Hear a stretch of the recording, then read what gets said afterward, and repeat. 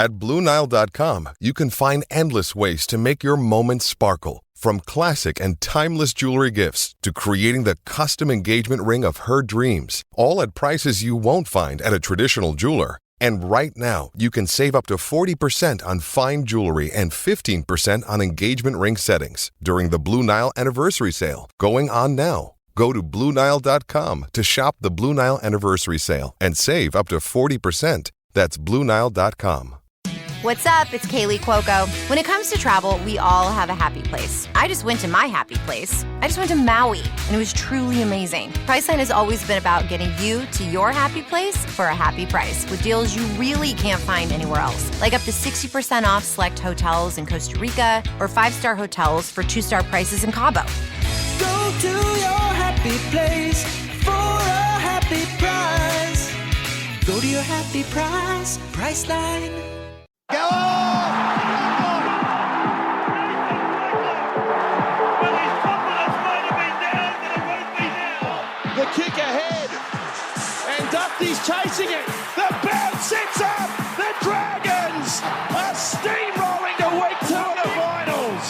Inside the last 10 seconds of the game, St George, Illawarra to the depth, trying. Brown goes to the air. Going back is Mabon, leaping high and taking it in marvellous fashion with Rod Wishart. He has scored an incredible try and ties this ball game up. Bartram from 18 metres out, he strikes it nicely. St George Illawarra win for the first time in their premiership life. Here's Nathan Blacklock down the sideline, chipping over the top of Joel Kane. Bullaroon saw the bounce to win the game for the Dragons and book himself a New South Wales Blues Origin jumper. Episode 181 of the Red V podcast is coming to you tonight.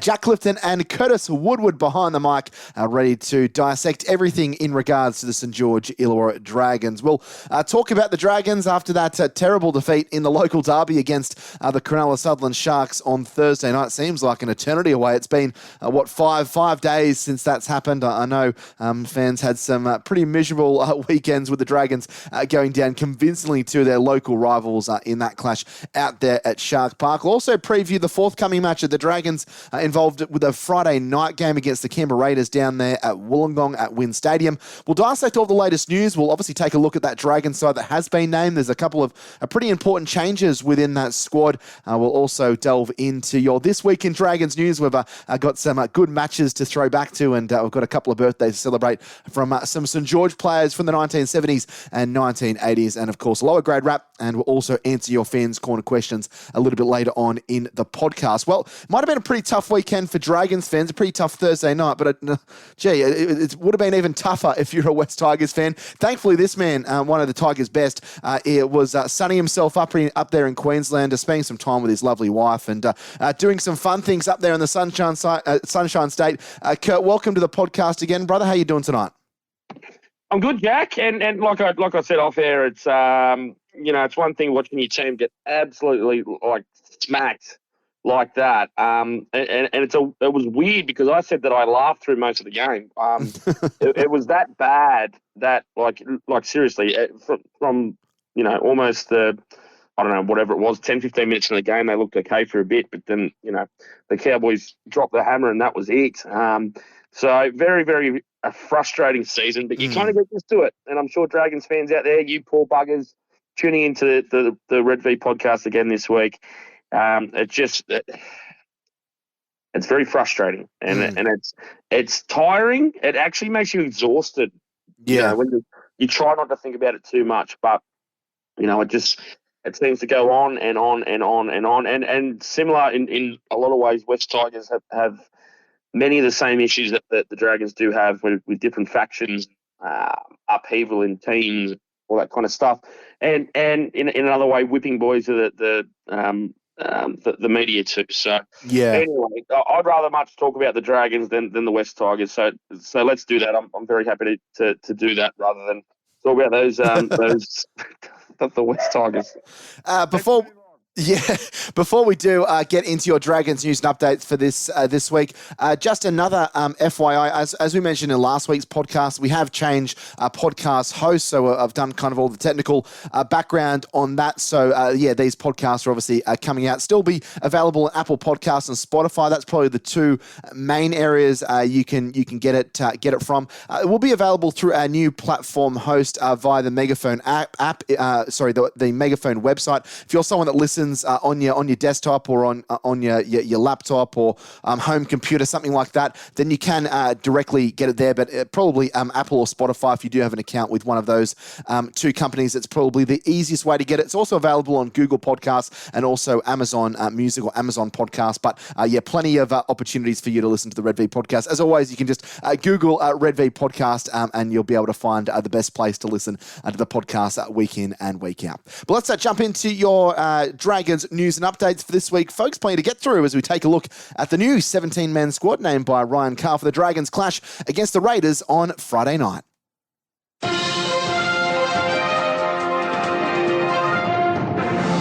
Well, a couple of replacement players have been called in for the Dragons. It's a reshuffled side that has been named to take on the Canberra Raiders this forthcoming Friday evening. I guess the big news, Kurt, apart from obviously Ben Hunt being away due to State of Origin duty, is that we don't see Tyrell Sloan. It didn't seem to be like there was any issue with him playing on Friday, but the club has since confirmed that Tyrell has picked up a minor calf strain. He'll miss this game. The Dragons have the bye next week and we'll be back on deck for round 21. So Paul Turner, maybe not a surprising selection, but I think it probably highlights nothing more than the fact the Dragons have some terrible depth in that fullback position. Paul Turner's played more games at 5'8" in reserve grade than he has at fullback, but he has played a few games there recently. So he is named in the fullback position. Fiernay, Sully, Lomax, Ravalawa. Amon comes into that 5'8" role as Sullivan shifts out to half with no Hunt. No surprises there, really.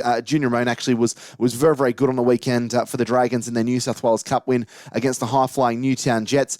Francis Molo and Blake Laurie are the props. Blake Laurie will wear the captain's armband. We'll touch on that a little bit later on in this segment with Jacob Little, the hooker, Ben Murdoch-Masila, Jaden Sewer, and Jack DeBellin in the back row. And the bench looks like this is a debut for Dan Russell, the PNG international second row forward, has been putting some solid shifts together for the Dragons in reserve grade. Moses Mbai in the utility role, of course, with no Hunt, meaning that Amon isn't able to fill that utility value.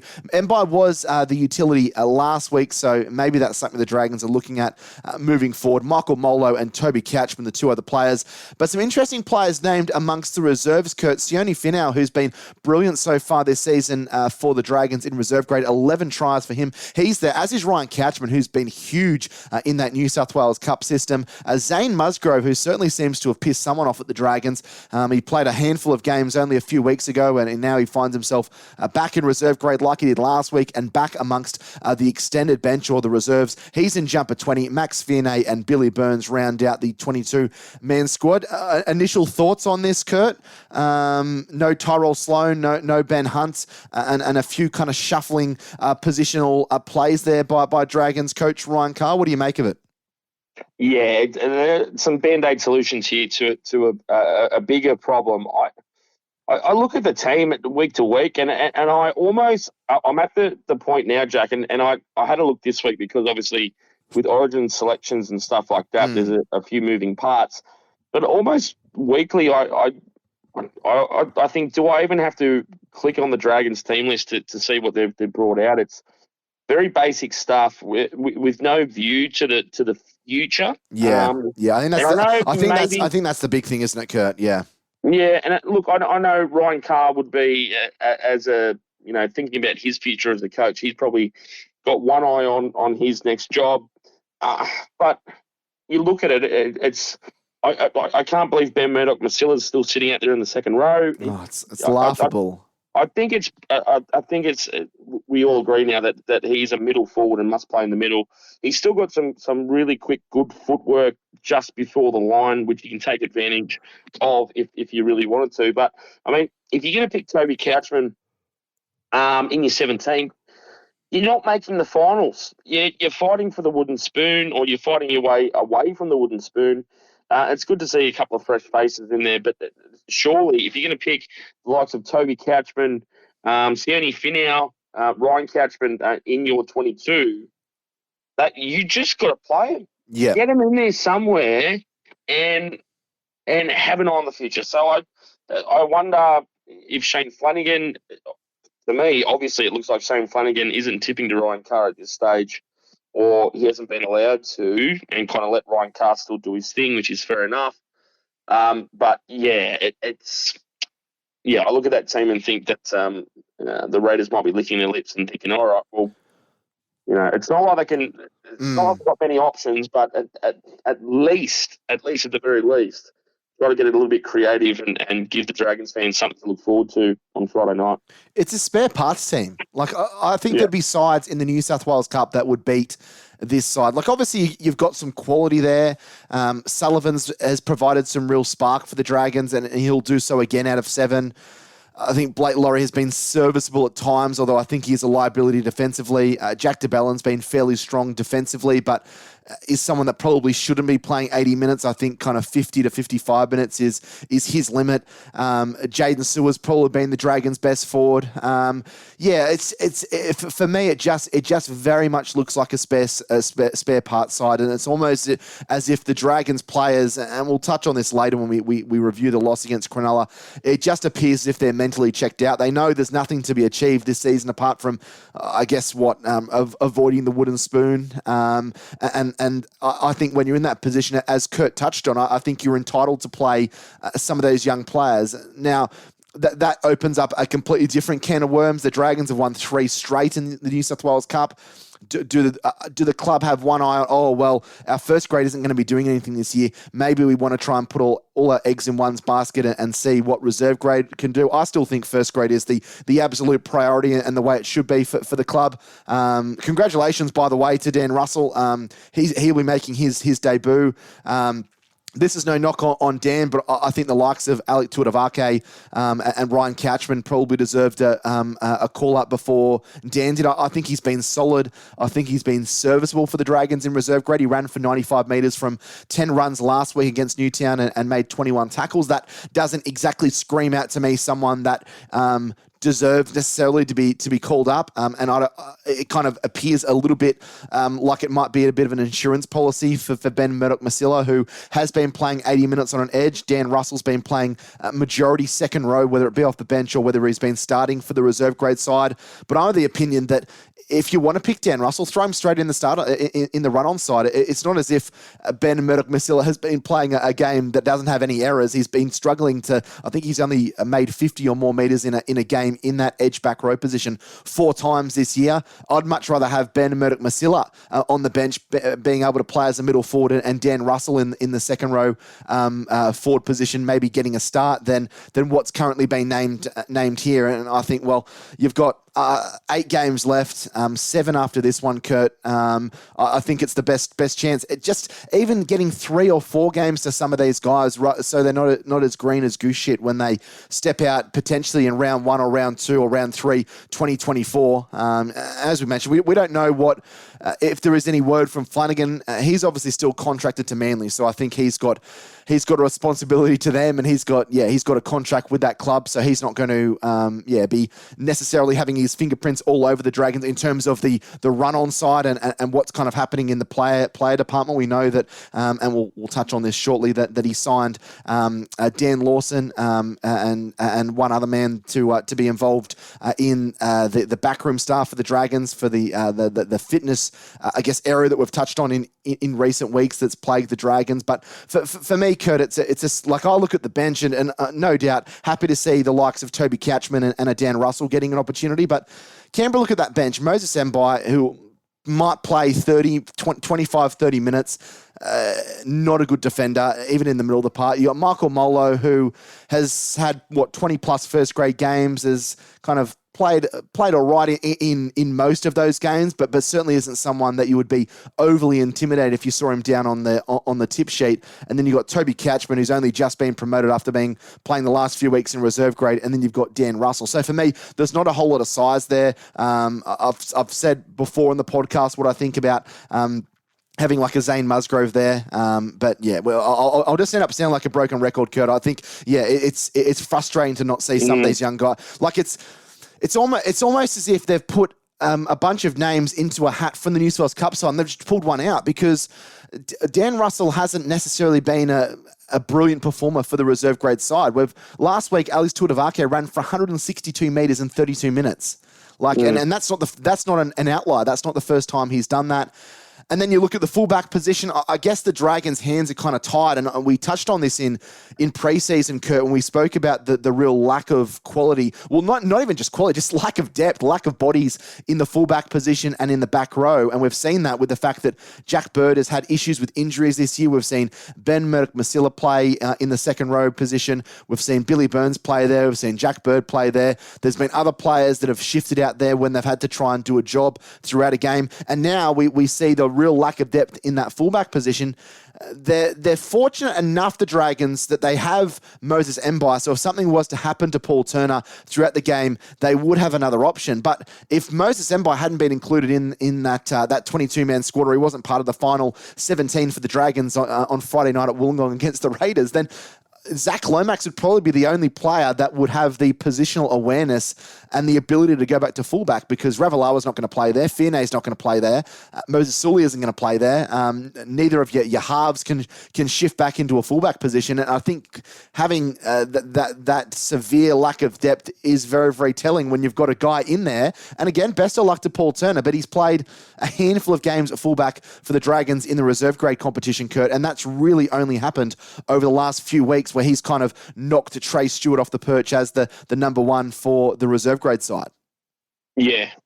I've got a question for you. Has Sullivan played any fullback before? No, I don't think he has. No, when he came through the grades, Matty's Cup and SG Ball, he was strictly a 7, a ball playing and ball running 7, but a 7. So yeah, he hasn't played any football there, and I think that's the crux of the issue when we get messages, or you jump on Twitter or Facebook after a game, and I think Kurt and I have probably been quite outward in our defence of Tyrell Sloan, and we think that he is the future number one of the club, and people have been saying, oh, Sloan can't tackle, he can't defend this and that. Whatever your opinion of Tyrell Sloan is, okay, that's fine, but who are you going to bring up? And we'll see the best of Paul Turner on Friday. Who knows? He may end up being a very, very good defensive fullback. He might end up having a hand in 2 or 3 tries, and we might unearth someone that could be part of the Dragons' future. But I'm not holding my breath to see someone like a Paul Turner that's probably more utility value. He's played 10 first-grade games across 3 seasons at the Warriors and also the Titans. He started 2 games at halfback. He started another 1 or 2 at 5'8", so he hasn't exactly been in that fullback position at the top grade. So I think that's another challenge for the Dragons is that real lack of depth. And it's looking like there'll be further questions surrounding the depth next year, Kurt. When you look at the Dragons, we're more than halfway through the season, halfway through the year, and I know Shane Flanagan hasn't commenced his role as head coach of the Dragons yet, but there's no one actually signed for next year, so there's been certainly no addressing from the football manager Ben Harron in regards to fullback, outside backs, and that back row position to even add depth. Just forget about quality, just in terms of adding some bodies in there. It seems to be severely weak this year, and it's looking like it's going to be quite weak heading into 2024 as well. Yeah, you're right. I just want to quickly just think about Ryan Carr's position for a minute.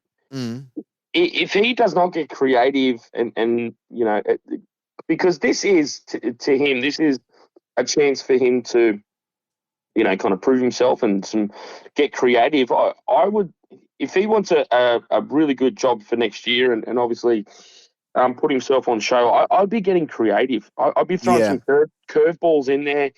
And the more I think about it, like Sullivan, like a bit like a Cody Nikorima, it may not come off, but if I was Ryan Carr, and I'm sure he's got plenty of other things to worry about, other than listening to the Red V podcast. But I would, if I was Ryan Carr, before kickoff,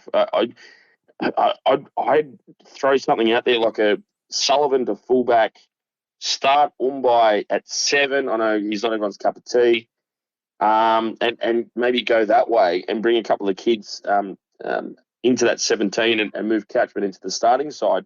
I'm trying to think of the best way possible to make the Dragons the most dangerous to their opposition. And to me, that's somehow having Sullivan this weekend anyway, having Sullivan and Little working together through the middle and chipping away and almost throw, whatever attacking game plan they've got, which isn't much, and saying, all right, boys, go out and play some football like you did in SG Ball or you did in under 15s or under 16s for Corrimal or the Devils or whoever you played for back then. And see how it goes. And even if you have to potentially move someone else defensively back to fullback and have Sullivan defend in the line, so he doesn't really get caught out too much or whatever. I'd rather have Sullivan and Little working up and down the field together with the ball in hand and somehow try to throw Canberra off their game a little bit. Yeah. But, and look, to me, Mo Zumbai as a utility impact player off the bench, that doesn't alarm me, and it wouldn't alarm the Raiders. But as a block 7, as your basic straight 7, who's going to kick, he's got a left foot boot, and he knows how to get a team around the park. He's played in the grand final, and I'm pretty sure he's played Origin as well. Has. He's captain West Tigers. He's got a good game in him. He's got a good kicking game in him still. So, look, I'd do something like that. Just completely start again and throw something out there. Chuck Sullivan at fullback with the ball in hand and maybe even start Umbai at 7. I get it. My last point on it, I'll just say that the Dragons, they're not going to defeat anyone with a defence over the rest of the season, regardless of who they come up against. I would definitely take a leaf out of Kurt's book. I would be throwing caution to the wind. We're not going to see the Dragons win games 16-10 or 16-12. If you can score 30, 32 points, you might not win in the game, but at least you're putting up a fight against a side. Like we've seen the last 2 weeks, the Dragons have conceded combined 100 points. So, you can't be sitting behind the defensive line hoping you're going to defend sides out. I'd love to see them get creative, and hopefully that's something they might be able to do on Friday night against the Canberra Raiders. Let's move on. Our next bit of news, as we mentioned just before, Andrew Gray and Dan Lawson have been signed by the Dragons for 2024. If you don't know who those two gentlemen are, we spoke about them previously on the Red V podcast. Andrew Gray is going to be the head of the physical aspect of what's happening at the Dragons. The high performance unit, manager of the high performance unit. He's been involved with the Dragons previously. I believe he was with St George Illawarra in 2010 when they won the premiership. He's been with them on and off for about the last 15 years. So he returns home. And Dan Lawson, who's up there on the Gold Coast, I think he's been doing some work with the Gold Coast Titans. He's also the physio for the New South Wales Blues. He'll also be coming to the Dragons in 2024. So Shane Flanagan, as we touched on about 2 or 3 weeks ago, obviously has identified the Dragons' fitness and how insipid it is and how poor it is, that's something he needs to address straight away. So I dare say the preseason, when it comes November 2023 for the Dragons players, is going to be a slightly more harsh than it has under perhaps Anthony Griffin and other coaches in recent years. Another bit of news that was doing the rounds over the weekend or over the last few days has been that of Zach Lomax. Buzz Rothfield from the Daily Telegraph was reporting on Saturday night that the Dragons were offering Zach Lomax to other clubs. This isn't really anything new. Zach has been offered around and shopped around to clubs in the past. And then it was new breaking news on Saturday was shut down pretty much straight away. I think Shane Flanagan was on Wild Water Sports and kind of within a couple of hours of the news breaking had shut that down and said that wasn't the case, and Zach would be with the Dragons next year, which is a smart decision. I think the Dragons are consigned to the fact they're going to lose Ben Hunt, but whatever your opinion is of Zach Lomax, Kurt, and the fact that he hasn't necessarily reached the heights of his career that he would have liked, Shane Flanagan's also only signed to a 3-year deal, and depending on how results go, I don't know if the Dragons board are necessarily going to be handing out extensions to him if he's only churning out 2 or 3 wins with a bunch of young kids. You need to have some quality there, and I think we've seen when Zach does get quality ball, he can be a really dangerous outside back. He's brilliant in the air. I know his goal kicking's been off this year, but you look back to 2020, he led the try-scoring table for the Dragons. He obviously kicked the goals for the Red V and scored close to 200 100 points in the regular season in a side that was regularly down towards the bottom of the table. So he's a player you definitely want to keep around. And the other thing I will say before I throw over to you, Kurt, just to get your thoughts on it. Buzz Rothford is shocking when it comes to truth and validity when it comes to his articles. Sorry, he wrote one about cricket the other day, and it's like, come on, Buzz, stay in your lane, mate. Anyway, what he quoted about Zach Lomax was so far off the mark, it was ridiculous. He was saying that Zach Lomax is on $800,000 a year. That is not true. Zach Lomax, as far as I'm aware, with the information that I've read and the information that I've received, he signed a 6-year contract a few seasons ago under a ratchet clause, and I'll explain what that is in a moment. So for $500,000 per season. So under the ratchet clause just means that a player will get their salary bumped up or get a pay rise based on a percentage of the salary cap. So I think with Zach Lomax, I think it was 15% of he would get a 15% increase with the salary cap going up each year. So I believe that means that this year I think he's being paid $575,000, and I think next year it might, depending on what the salary cap comes out to, we don't know that as of yet, assuming that it stays on a similar gradient to what we've seen in recent years, would be around that $615,000 to $625,000 per year, which I think is probably fair for someone like Zach Lomax. I don't know if you're going to get much quality for below that, Kurt, but I guess kind of finances out of the way. What did you make of, I guess, the breaking news and the fact that Shane Flanagan's come out and pretty much turn the taps on and turn the hose on, putting out that spot fire that was lit by Buzz Rothfield on Saturday night? Yeah, I still think there's something to this, Jack. And I'll refer to a tweet from Tony Adams, a.k.a. The Mole. Oh, come on. No, he does have some good juice. I just feel like he talks out of his ass, and he does seem to have a bit of an agenda against Flanagan, and he doesn't have a lot of nice things to say about the Dragons. But no, I'm going to let you carry on. What do you want to say, Kurt? Yeah. No, I'll just say. So he shared the yarn about Flanagan knocking it back on 2GB. Mm-hmm. Like you said, and this is his tweet. Molly knows for a fact Lomax has been offered to rival clubs. This is what you get with Flanagan, Dragons fans. # liar, liar. Now, I wanted to go and read word for word what Flanagan said on 2GB's Wild World of Sports. Yep. And it was interesting the way he worded it. So this is what Flanagan actually said, word for word. I want all my players to want to be at the club. And Zach Lomax is exactly the same as Ben Hunt. He won't be leaving the club at any time soon. So when you read into that and you talk rugby league speak, anytime soon could mean he won't be leaving the club anytime soon. That he could be talking the next few days, the next week. That doesn't necessarily mean 12 months. So to go on, he says, I've spoken to Zach. I want to work with him. I want to improve him, and he needs to play better underneath me, and that's my job. So if you look at that, black and white, that's kind of insinuating he's staying, but it's also saying he needs to get a lot better. Mm. And that is a direct message to Zach Lomax without having to say it to him over the phone. And that's very, very well done by Flanagan. That's pure rugby league right there.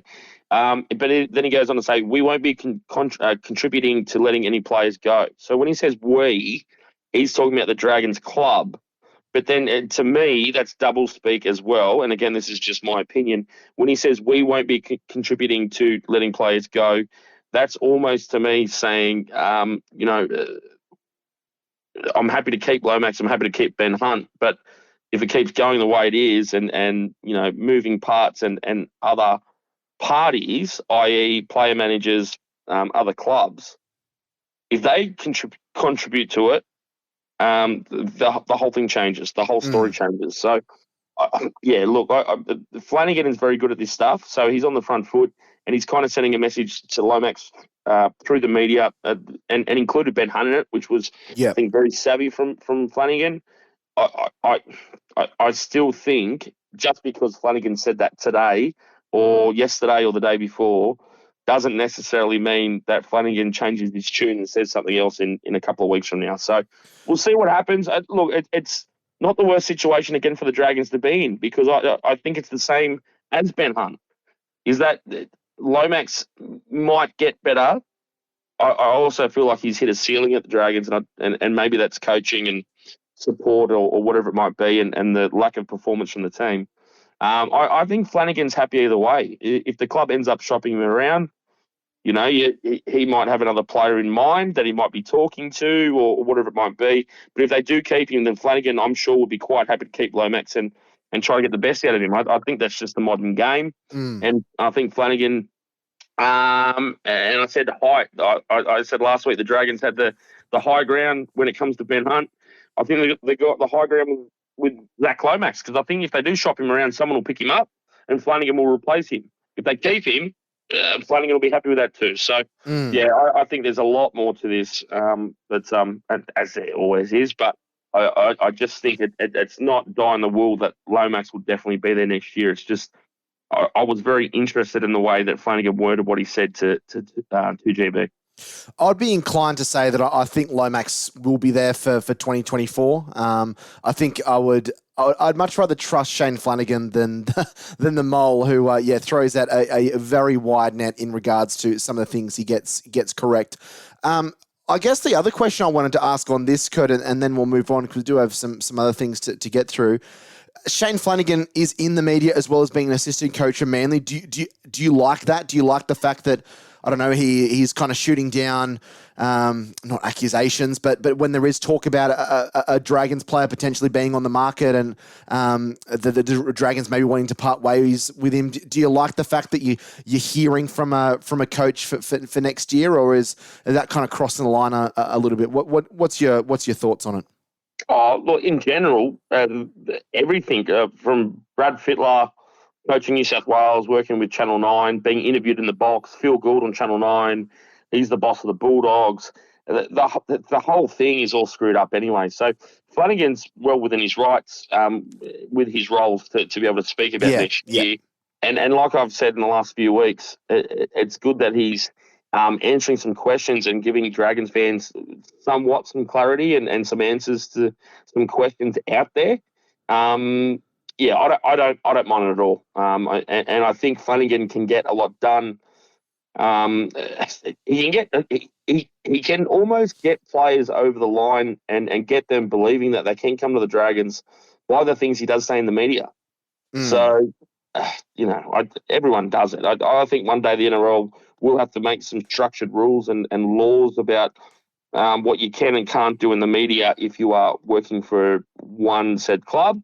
But for the time being, it's a motley crew of crap, really, all over the place. So, no, I'm comfortable with it, and I think Dragons fans should appreciate it. I do. Yeah, I was just kind of throwing it out there because I was interested to get your opinion. I think it's good because I think the club's done an awful job in communicating with fans for a long time. Even now, I think the Dragons website's pretty pitiful with the news that comes out, and often the news that does come out comes out 2 or 3 days after it's been, well, not leaked, but it's been reported on by some of the other kind of major media players in the country or in the state. So I quite like it. I like that we can listen to Shane Flanagan talk and we can get a bit of a window into what he plans to do with the Dragons and then stuff like this with the Ben Hunt and now the Zach Lomax stuff that he can either kind of pour cold water on it and kind of say what he's thinking or what his plans are. And I think that's a good thing, especially for fans to be able to hear that kind of information and be given, I guess, insight into the head coach, which you don't always get. A bit of good news here for the Dragons, with 2 of our young players in the lower grades being selected to play for the New South Wales under-19s. That's Savelia Tamale and Nick Sagranis. And Nick Sagranis also recently re-signed with the Dragons until the end of 2025. So Nick Sagranis has been part of the St. George junior system, so he's one of those rarities that is coming through the grades. And Arncliffe Scotts Jr. Captained the St. George SG ball side this season and also last season. Played Jersey Flegg last season and now currently finds himself on the bench for the New South Wales Cup side. So obviously got big raps on him as he's been signed at the end of 2025. He's been named in that New South Wales under-19 squad, along with Savelia Tamale, another one of those young guys, came from the Waratahs Academy. There was big raps on him when the Dragons signed him. He started off in Jersey Flegg, played a bit of SG ball for the Steelers as well early on in the season, around that February-March area. Played Flegg, but now has been a mainstay in the centres in the New South Wales Cup side. Scored a nice try on the weekend against the Newtown Jets in that big win, which we'll touch on later on in the podcast. A strong physical player, classy, silky ball work and footwork, and he's going to be one to keep an eye on. But they'll both be playing next Thursdays. The game actually is going to be shown live on KO Sports and Fox League. 7:45 kickoff, I believe, up there at KO Stadium in Redcliffe. So a chance for Dragons fans to see a couple of the young players coming through. We spoke about Zach Lomax. If he did end up leaving, maybe someone like a Savelia Tamale could be a star and could be one of those players that gets us excited as Dragons fans, scoring tries out on that left-hand side. Time for us to look at this week in Dragons history, and there's some, I guess, mixed results as we jump in our time machine and go all the way back. Firstly, to 1994, and yesterday, or Monday, the 3rd of July, was the 31-year anniversary of Manly's loss, Manly's big win against St George. I'm struggling with my dates. 29 years actually. My maths was never very, very good. That's why I was in the standard maths class at the Janelli High School. But it was a very, very bad afternoon for the Dragons. It was their record loss as the St George Dragons. They lost 61-0 to Manly at Brookvale. It was a huge crowd, and St George had been having a mediocre season leading up to this point. I don't think anyone expected Manly, who would go on to make the grand final the following year and then beat St George in the grand final in 1996, to score as many tries as they did, but they won 61-0 in front of a packed house of 22,380 fans. Kurt, you're an avid footy fan. I'm sure you would have been seeing replays of this and reading about this back in the day. It's something that Manly fans still remind St George fans about, even almost 30 years past that date, winning 61 points to nil. Yeah, I think from memory, I'm just looking at a couple of tapes here from Magic Moments 200, the Winfield Cup, the red tapes, the video VHSs. Yeah, that was a huge day. I think Menzies and I've forgotten his name. So I'll go through the try scorers. That'll help you. Hill and Menzies with doubles. Ridge, Lyons, Roberts, Cunningham, Dunford, Gartner tries. Ridge Cliff 10 from 11. Ridge field goal, 25 points for the game for Ridge. Yeah, no. Yeah, Menzies and Cliff Lyons went mad that day, I think. And you got to remember too that Manly were a red hot team. They're very good side. It came out of nowhere. And I think it was just those Manly youngsters coming through. Menzies and Gardner and Kosef and they were just a really, really, really good team. Unfortunately, around the same time, you had the Broncos and the Raiders and the whatnot. So it was a peak rugby league era, obviously for guys our age. But it just I guess for Manly fans who probably aren't listening to the podcast, so I can rip into them here. They only won one grand final out of those three. I think it was between 95 and 97. They should have won more than that. But yeah, great era, and again, one of those. I love stuff like the color combinations and the offsets. Like Manly had the maroon and white with the blue with the Pepsi logo. The Pepsi Seagulls, wasn't it? Yeah. Oh yeah, and Penrith with the black jersey with the red numbers, and just a great time to be a football fan, even as a little kid. The next game we're looking at is round 19, 1983, where Illawarra and St George locked horns down at the Wollongong Showground. 7,004 as the little brother was only the second year that the Steelers were in the comp. They upset St George 25-24. It was the boot of John Doherty, which was the difference between Illawarra and the Dragons. Shane McKellar, Rod Henniker, and Wayne Springle crossed for the Steelers. John Doherty, 6 goals and a field goal, while for St George, slippery Steve Morris, Michael Beattie, who we celebrated celebrated his birthday last week. Dennis Kincella and Chris Walsh tries, and Steve Rogers, who'd moved across from Cronulla at the 5/8 role, kicked 4 goals in a 25 points to 24 win for the Steelers. That is the next game there. A couple of losses for St. George, but we'll finish with a bright point as we travel back to round 22, 2000, which was, only a few days ago. We celebrated the 23-year anniversary of this, where St. George Illawarra beat Canberra. And I'm not sure if you remember this, Kurt, but this was the last time, I think, prior until 2014 or 2015, that was the last time that St. George had won down in Canberra. Of course, Canberra had that incredible streak, that hoodoo, where they miraculously would beat St. George Illawarra no matter who was lined up in the red and white for the Dragons. But on this particular day, in front of a pretty good crowd down there in the cold of the nation's capital, 14,171. This was round 22, even though we're in July. That's because the season started early due to the Olympics that year in Sydney. For the Dragons, Amos Roberts at fullback bagged a double. Nathan Blacklock, Lee Hookey, and Andrew Hart tries. Bartram 4 from 4, and Nathan Blacklock kicked 1 from 1. While for Canberra, 2 tries to Jamal Alisi, Jason Croker, and Ruben Wiki with the tries. Luke Williamson 1 from 3, and David Ferner 1 from 1. It was an incredible record that Canberra had there against the Dragons, and I guess now that we have a bit more of a impressive record down there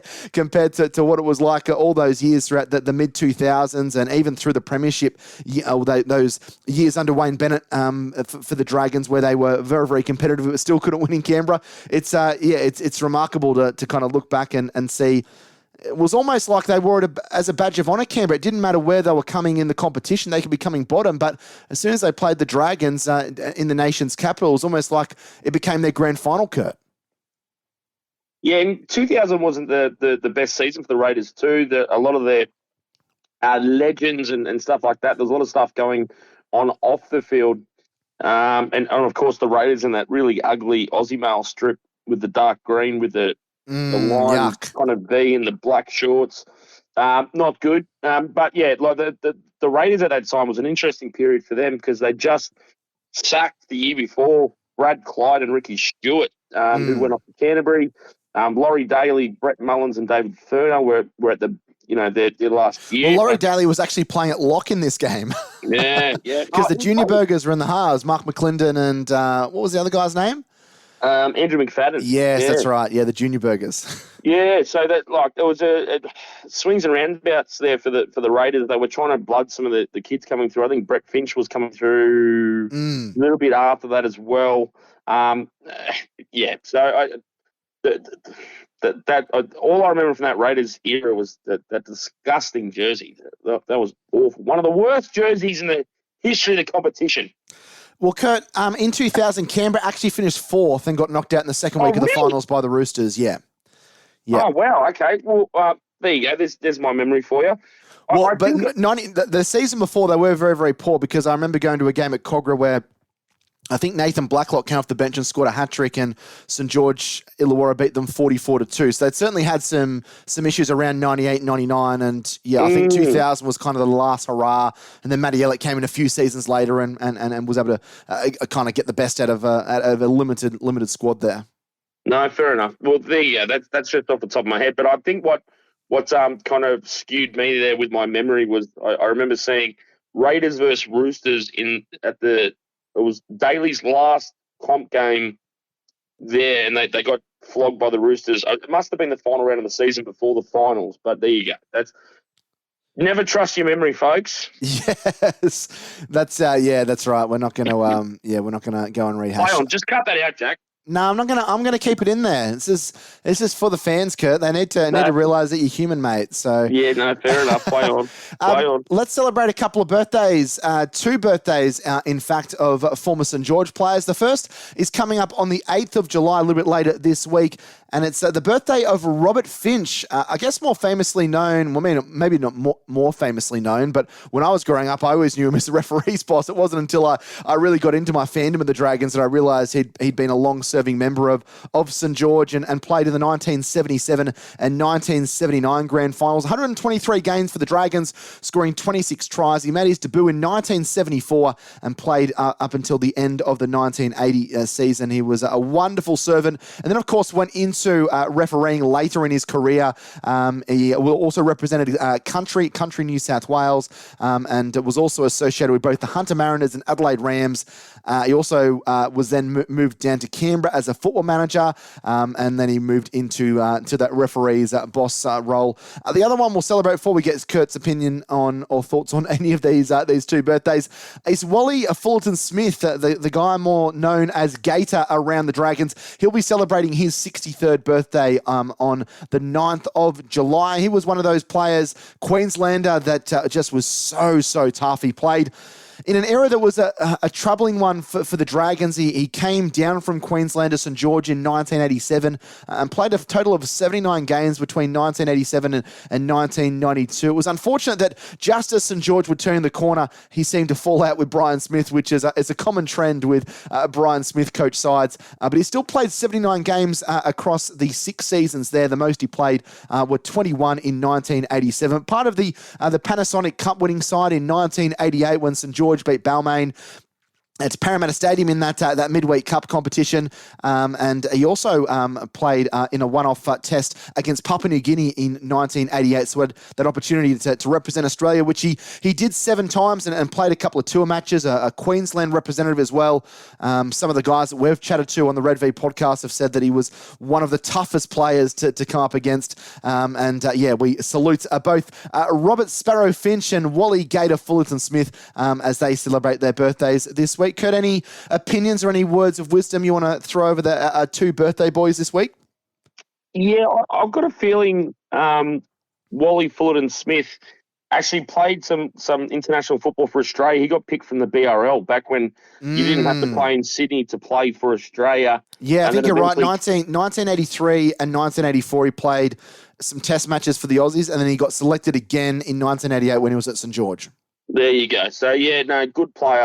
Obviously a little bit before my time, but, like you said, obviously well-liked amongst old St. George Dragons fans and ex-players and stuff like that. But imagine being a Queensland player back in the 80s, and your name was Wally, and you've got the King Wally Lewis, who was the absolute god up there. Being at the pub. Imagine being at a pub or something like that.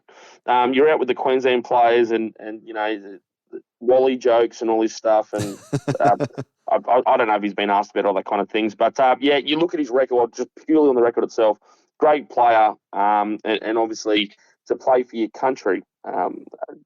Thinking about how many players as kids grow up wanting to play for their state or their country and don't get to do it, and should be very proud of his career. It's time to do the Who Am I this week on the Red V podcast, and the player that we're choosing is someone that played 46 games across their first grade career, across 3 different clubs in 3 consecutive seasons. This particular player was born on the 10th of July 1960, so we'll celebrate his 63rd birthday in just under a week's time. We're born in Cowra, New South Wales. They played both centre and wing. In 1985, they started their first grade career with the Eastern Suburbs Roosters, as they were known, playing 7 games and scoring 1 try. Moved to Western Suburbs in 1986, played 22 games in that season, again, just a solitary try, and finished his career with the St George Dragons in 1987, playing 17 games and scoring 2 tries. He also played 1 game for the New South Wales Country in the City vs Country clash of 1984. And I guess the only other clue that I can give you is that he is the father of a former South Sydney player that played in the early to mid 2000s, a player that played in the halves.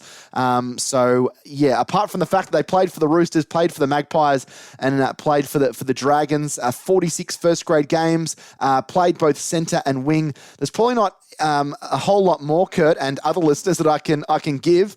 I know that's some really kind of sparse and vague clues that I've given you. Probably couldn't even say that they're clues, but have you got anyone in mind that you're thinking about, Kurt? Are you serious? That's the hardest one ever. Okay, I'm trying to think of South halves from the early 2000s. Craigie, Peters. Maybe think no. Okay, I'll readjust that. Maybe think more mid 2000s. I don't. Williams. I can't think. Because I guess the hard thing is because even if you know who his son is, you might not know who the dad is. Because I think the son was probably had a bit more of a. Maybe not. I'm probably just muddling things now. All right. Okay. All right. Let's just leave it there. If someone can get that this week, I'm going to go out and say it for Jack, a $500 donation into someone's account from the Red V podcast if they get this right tonight. Mate, someone will get it right. We've got the best fans in the league. We really do. No. I take that back. All my comments are purely from me and do not represent the Red V podcast or Jack Clifton. I will just say, more just for nostalgia's sake, his very final game for St. George was against Canterbury. Now, this would be a great trivia question. St. George took on Canterbury in the last game of the 1987 season at the SCG, of all places.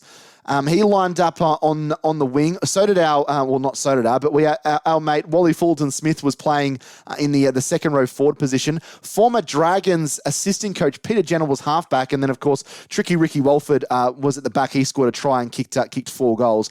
That doesn't give you any clues whatsoever, but this player did play 17 games in that 1987 season. So I don't know, maybe there's some old St. George boys out there that went to a lot of games in 1987 and know all the players inside out. There couldn't be many players that play for 3 different clubs in 3 years. Someone will get that for sure. Yeah, and we'll reveal all and any other clues that I can try and find when Kurt goes on a rant about the Dragons' edge defense a little bit later on the podcast. I'll try and throw in there towards the end of the podcast, and we do reveal the who am I for this week here on episode 181.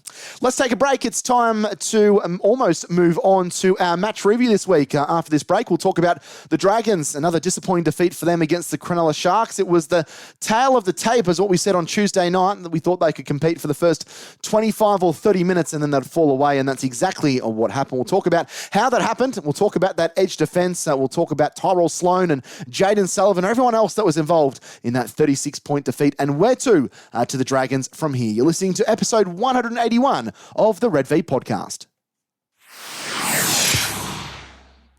Curtis Woodward and me, Jack Clifton, here with you on episode 181 of the Red V podcast.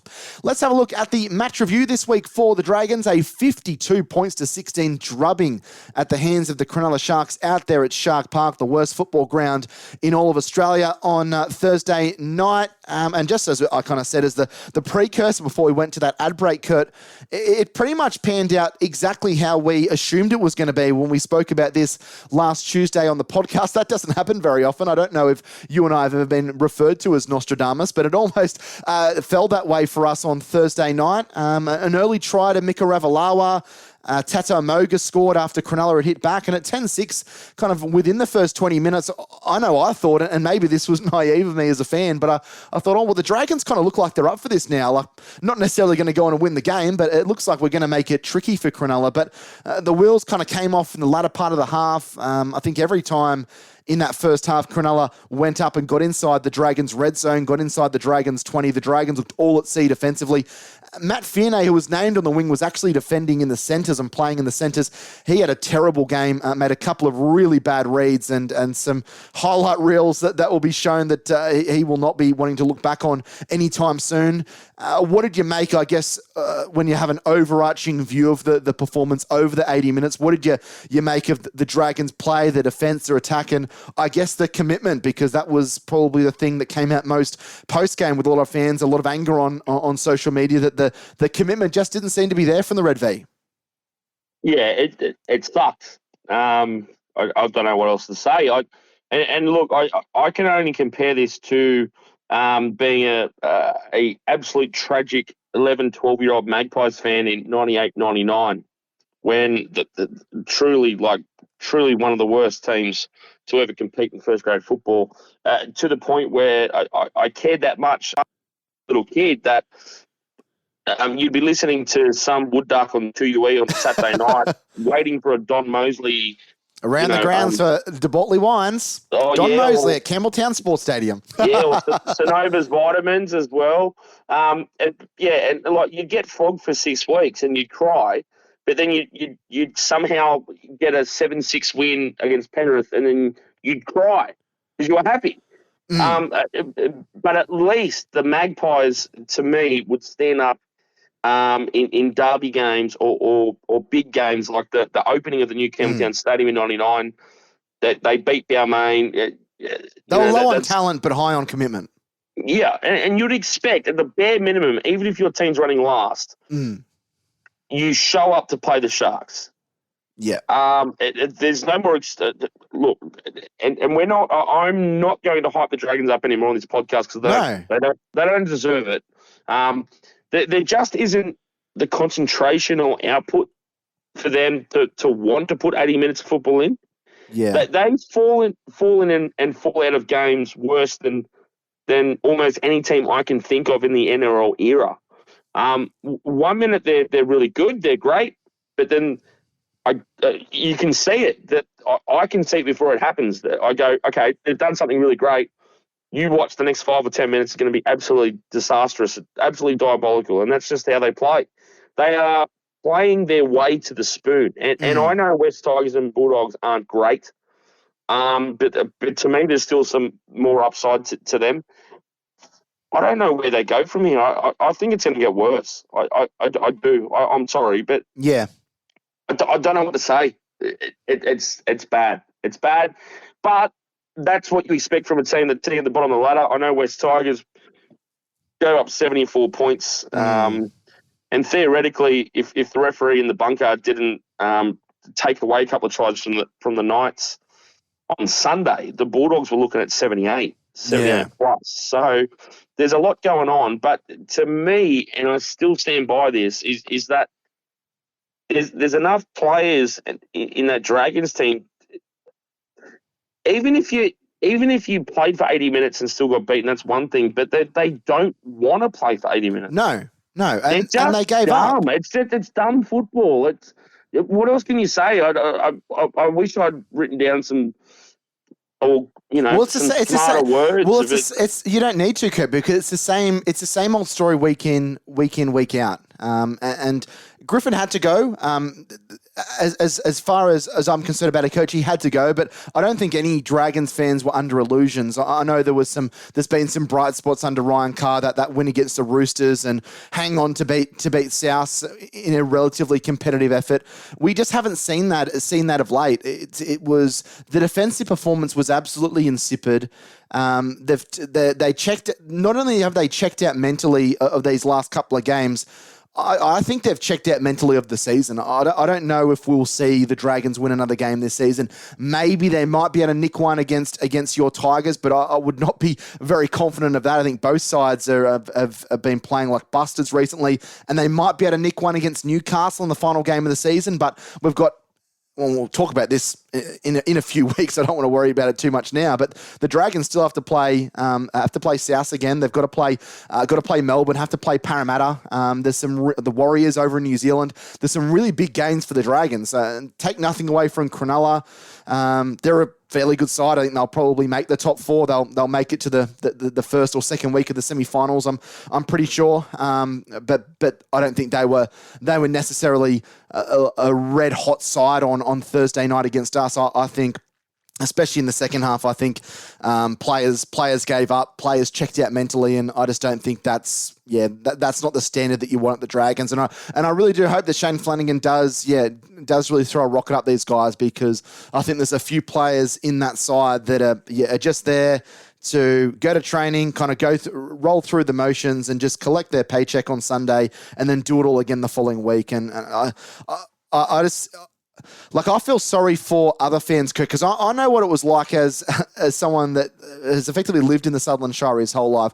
What it was like going to primary school and high school as a St. George Illawarra fan when you're surrounded by scummy Sharks fans everywhere. And thankfully, I didn't have to deal with defeats like this, and I was able to rub it in their face when we beat him in the preliminary final in 99 and when we knocked him out of the semi-finals in 2005.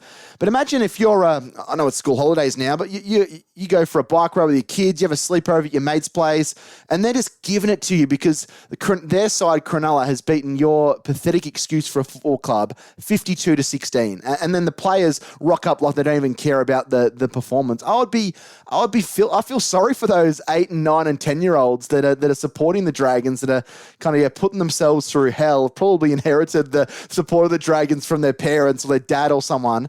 They're the fans that I feel sorry for because the performance was shameful. It was absolutely shameful. Some of those defensive efforts were deplorable. And it's not to be pinned on one particular player, but the last 2 weeks, the defence has been non-existent. I think we've done some okay things attacking-wise. Offensively, we've looked okay at times, and Sloan obviously took that great intercept and was able to weave his way past a few Sharks players and run the length of the field. But, defensively, and we've got a question from Tim a little bit later on, the Dragons are on track to have the worst ever defensive record in the history of the joint venture.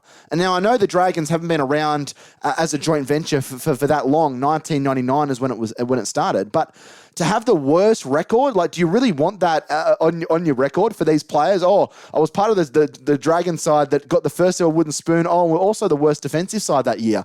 I just think, commitment-wise, it just hasn't been there, Kurt, and they've mentally checked out. I think they checked out weeks ago, these guys. I don't think they particularly really care about what happens over the course of the season. I think they're just happy to go through the motions, and if going through the motions means they nick a win in the last 10 or 15 minutes against the Tigers or the Knights or another side down the track, then they're obviously going to take that, but I can't see the commitment being what it was in the first 5 or 10 minutes where they showed a lot of high energy. And again, the fitness issues came through and reared their ugly head.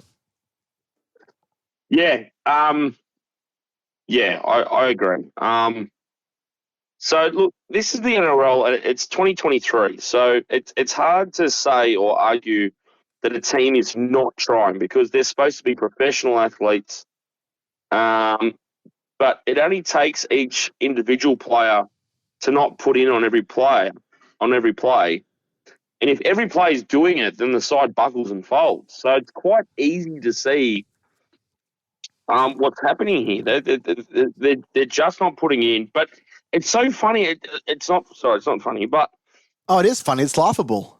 I mean, you haven't been able to put a couple of games together all year. Mm. And now they've gone from a D- season to an F. It's getting worse and worse and worse. And I've been using this word a lot on this podcast, echo chamber, and players maybe not getting the right advice, or they're not reading the papers. I don't know, but the best example is Ben Hunt. That was not the Ben Hunt that I'm used to seeing. He was a passenger, wasn't he? And look, that was his worst performance in Dragons jersey. We keep saying that Ben Hunt is a man of character. He's not a prick. Apparently he's a nice bloke. But if you're going to play like that, it's very, very suspicious when you're reportedly trying to break your contract. It's very suspect. And I'm going to be very careful in what I say there. But anyone out there can see after the last couple of weeks, if he wanted to see out the season and help his teammates, you can't go from being Ben Hunt to that quickly without someone sitting there crossing their arms and saying, well, what the fuck was that? Yeah, exactly. Back to what you're saying about have they mentally checked out? This Dragons team is a team of multiple personalities as a team, and they don't know who they are. No, they've got no identity, do they? They haven't had an identity for a long time. Yeah, and it's a lack of self-awareness, and I think they've been let down by their so-called leaders as well. And I will include Ben Hunt on this. Because if you look at it from the outside looking in, and I'm only speculating and I can only I can only say what I've seen. But Hunt was happy in his cocoon with Griffin. And then Griffin's gone, and now everything's not right. So, and you want to talk about leaders? It's everyone. It's whether it's the on-field leaders, it's the leaders at training, it's their former coach, and it's front office too. Yeah, they're all linked in. If you look at the best teams in the competition on field, they're the best teams off field. Their social media is brilliant. Everything works perfect. Everything comes together because everyone's moving in the right direction. When everyone's ripping and tearing at each other, you can't go forward. Well, the Dragons media team and the Dragons itself as a company, their explanation or their recount for trying to improve media was to start a podcast that supposedly was going to be independent and just started to take pot shots at other people. So I think that probably shows you the class of the people in the media department of the Dragons. Look, I'm not going to have a pot shot at them, but I'll leave that for things people have already said on social media. And I do see them, when a new podcast goes up from the Den or whatever it's called, and some of the replies, you kind of got to chuckle at because that you can see straight through it. You can see straight through it when a club's not being honest to the fans. Yeah. And especially when the chips are down and the Dragons, their fans are forking out money to go and see their team when they're getting flogged week after week. Or if they do put in a good performance, it doesn't matter because the next week they're shit. Yeah.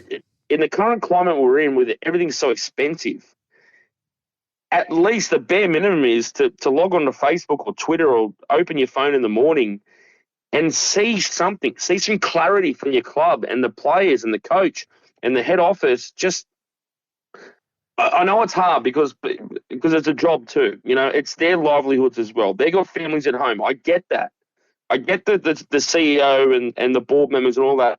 Whatever it is, they've got lives, they got kids, they got feelings. I understand all that.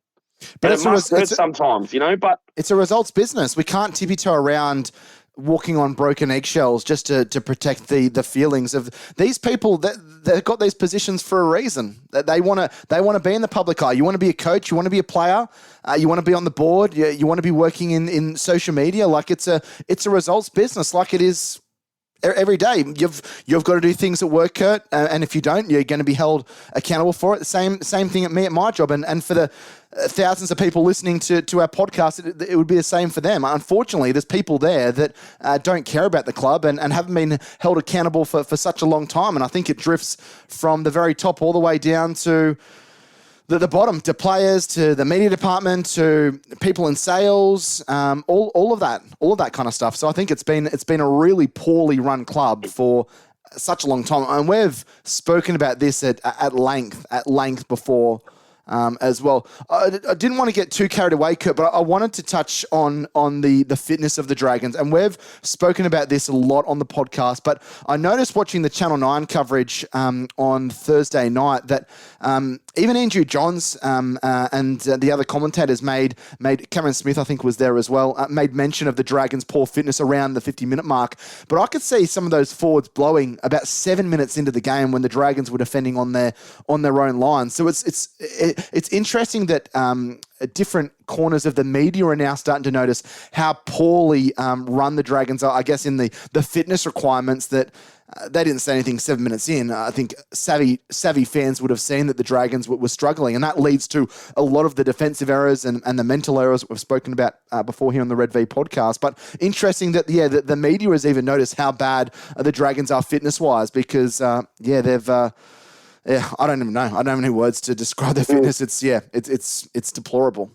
Yeah, and look, a fit team full of strugglers and battlers will beat an unfit team with a couple of stars and all that kind of stuff any day of the week. That's just how it is. So I kind of agree with you. I can't remember what player was coming off the field at some point. I did notice this. I can't remember what player it was. They came off at one point and I just saw them. It was a side shot, and I was like, oh wow, okay. So without going into whatever, but Yes, definitely. The other thing too was, and I noticed this at Shark Park, and it's not a big thing, but I took note of it. I think it was Moga crashed over in the corner. Yep. And on a replay, there were 2 or 3 Dragons fans behind the fence at the northern end. And on the replays, when they showed the try, and as the Dragons were coming back and celebrating, those fans didn't move. They didn't cheer. Their facial expressions didn't change. I'm feeling really, really sorry for those Dragons fans and Dragons fans in general. Like I said, in this climate, how tough it is out there, to go and watch your team at Shark Park against your fierce local rivals, when you know you're probably going to get flogged because your team's not putting in, it's sad. It's sad. Yeah. I think that's it. Yeah, it's a sad indictment of where the club is at the moment. Hopefully, Shane Flanagan can get the right piece in place. We've already spoken about some of the movements that he's making in the high performance department for the Dragons. But yeah, I think that's a very sad day in the history of the St George Illawarra Dragons. When you look through the annals of history, Cronulla had never put 50 points on the Dragons before. That was the first time ever in the history. Not just of St George, Illawarra, but also St George. I would have to go back and have a look if they put 50 on Illawarra throughout their history. But yeah, at least as the St George Illawarra entity to be conceding that amount of points is very, very disappointing. But I think most fans kind of saw it coming when the floodgates opened. Defensively, very, very poor. Kurt, I just want to kind of finish on this point. It was almost, I think, the first 2 or 3 times Cronulla came down inside the Dragons quarter line, they scored tries, and it wasn't even Cronulla using their skill. It wasn't like it was a Nico Hines out the back to Will Kennedy, cut out pass to Mulatalo, and they find the way over. It was just them running to the line and sliding a ball at the back to a big forward man that would slice through a big hole.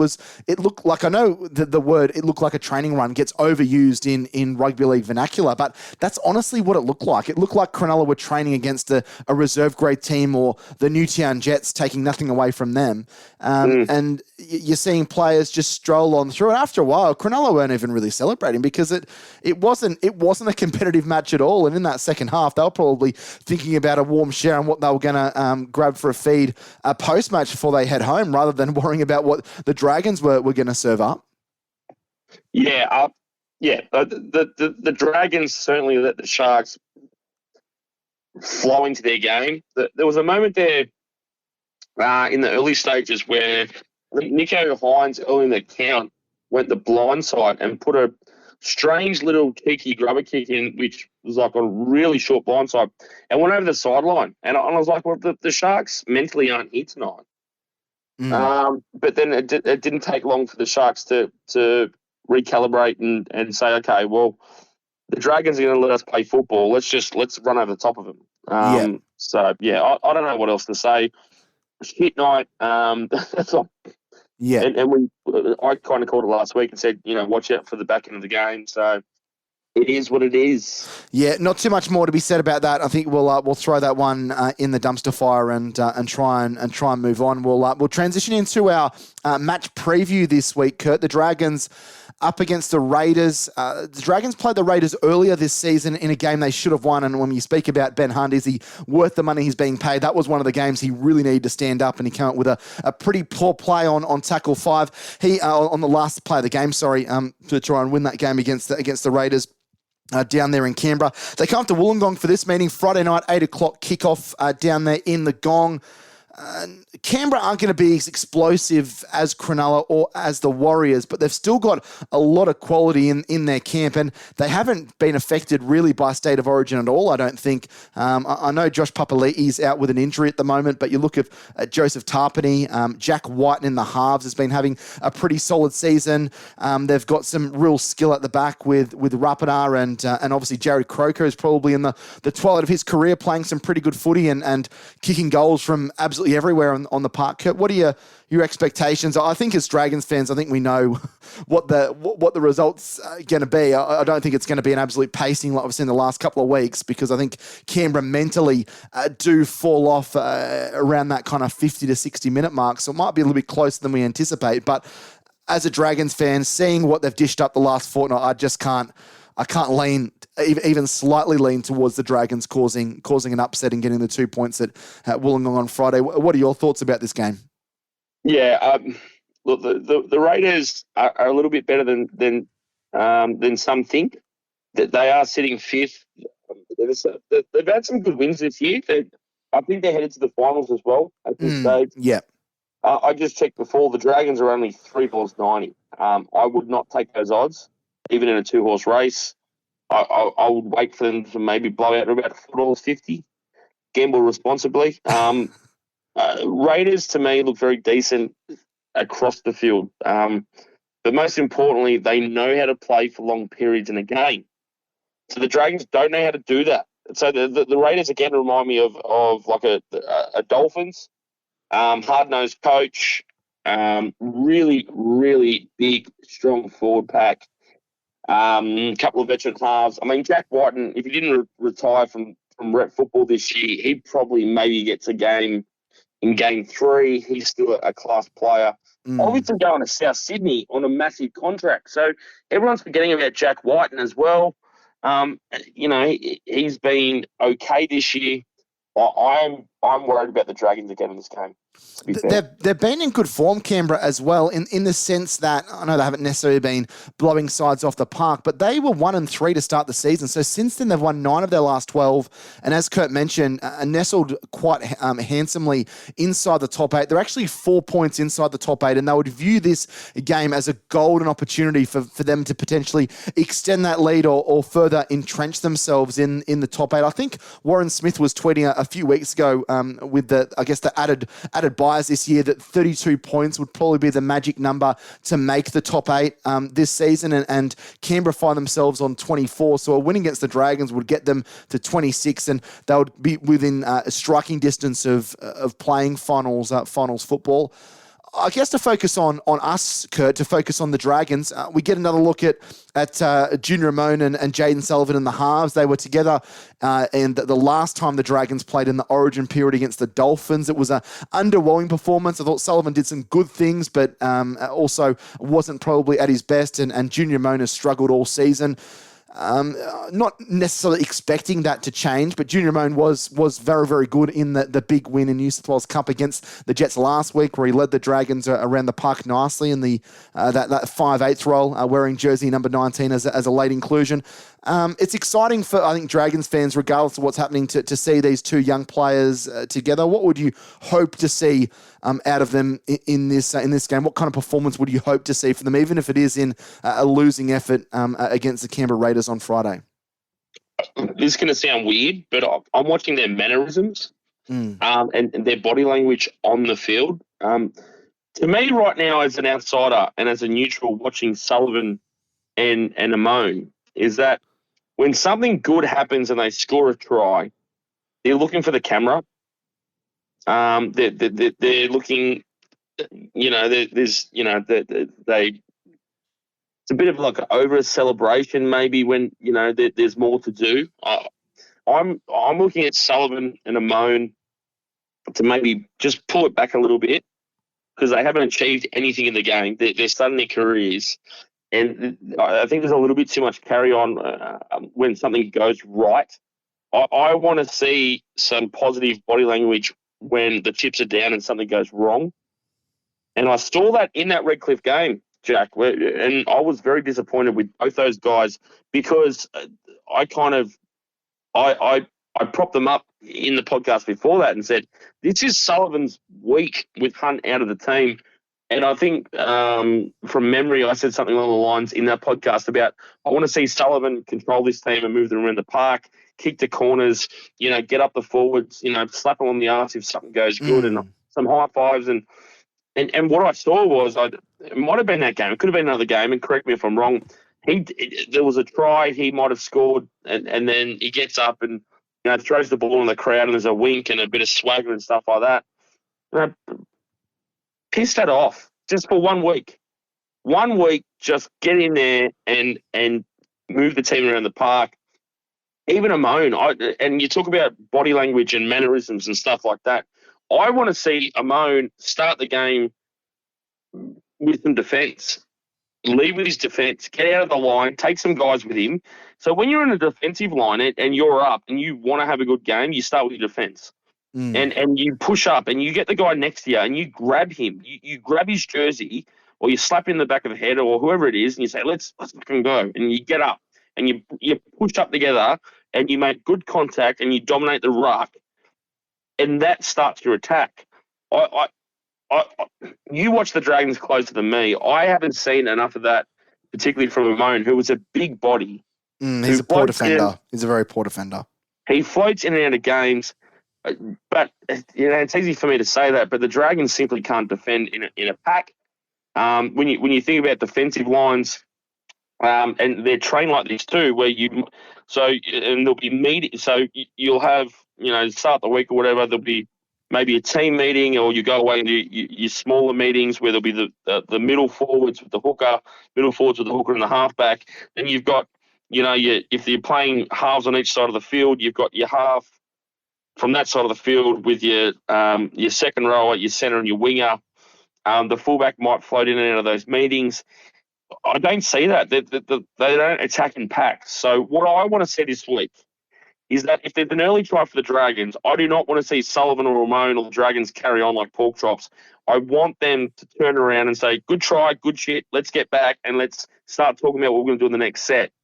Like I said, Canberra will play long minutes and grind the game and kind of take something out of the Sharks game last week and say, all right, so yes, like you said, Jack, that they might fall out of games a little bit too, but nowhere as bad as the Dragons. But anyway, back to your point, I just want to see Amon and Sullivan this week lead with their body language, and particularly Sullivan, who, if he's going to be a long-term half of the Dragons, he needs to start playing like a long-term half at the Dragons. Very quickly, Kurt, Blake Lawrie named as captain for the Dragons. It's a great honour for the 26-year-old. What motivation does that add in terms of his game on Friday night? Well, I'd love to hear your thoughts on it, Jack, because I in a second, but because you're a Dragons fan and you've watched Lawrie over the journey a little bit closer to me. Look, no disrespect to Blake, but I don't know how many other options there were.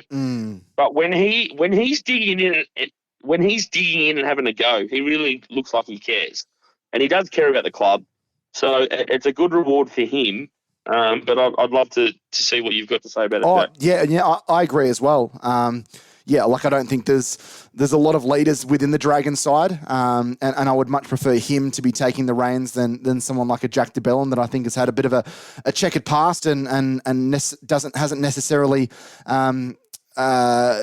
kept his. Well, he has kept his nose clean to an extent, but I don't think he is someone that really personifies what captaincy means to a football club. And I think outside of that, I think Jack's kind of getting on a little bit. I think he's 30, 31 now. Blake Lawrie's the future, at least for the next few years. He recently signed a 3-year extension, so he's going to be with the club for a little while. So yeah, I think it's a great honour for him. Illawarra Junior as well comes down that area and gets to lead the side out for the first time in front of the home crowd. So yeah, I think it'll definitely bring out a bit more passion in him. He's a pretty colourful character. I hear the Dragons are away from footy, and he's someone that he'll run through a brick wall for you if you ask him to, or at least try to. So yeah, I think we could have one of those games. I famously said on a podcast last year that Blake Lawrie won't run for 200 metres, and then he ran for 230 odd metres against South in that famous win down the Gong. So I'd love to see something like that. I'd love to see him run for 150, 160 metres and just put the side on his back. And I reckon there will be a little bit of added motivation as a player when you're being captain for the first time and you're trying to pull your side out of the ditch, so to speak. So I reckon that's a smart little move by the Dragons. giving the captaincy to Blake Laurie.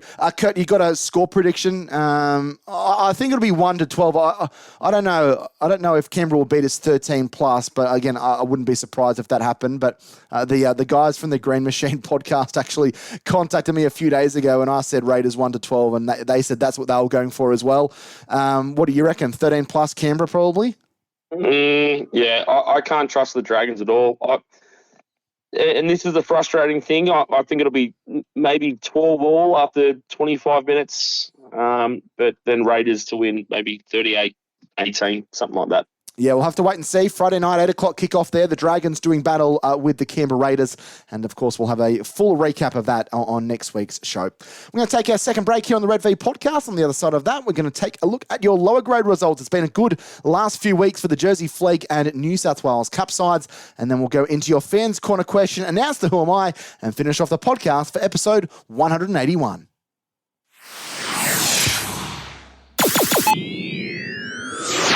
Let's have a look at the Dragons' lower grades, and it's been a good last few weeks for the Red V when it does come to both the New South Wales Cup, which is the reserve grade system, and also the Jersey Flegg Cup, which is the under-21 competition here in New South Wales.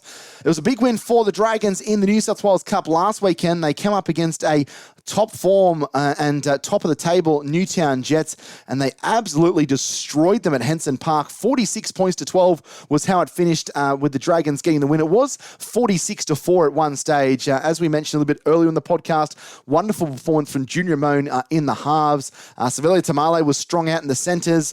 Billy Burns played really well in that back row position, and Alec Tuatavake ran for 162 metres in just 32 minutes as they ran in 8 tries to 3. It was actually a hat-trick for Josh Mansour playing up for the Jets, but that was all in vain. Alex Lobb had a really good game as well. 7 goals from 8 attempts and also a try, which takes him to 118 season points. He's got the second most points, in the competition so far. So he's having a very good season. In regards to the statistical stats for the Dragons, Lobb currently has 9 tries for the season. Sione Finau, he got another intercept try. He's the intercept king down in the New South Wales Cup competition. He has 11 tries. Billy Burns has 10, and Trace Stewart, who hasn't played the last couple of weeks, finds himself with 6. But one of the other players standing up and really ushering the side along the park nicely and having really solid kicking game has been Zach Herring. He's also fanned the line 8 times this season and has been a really earnest performer.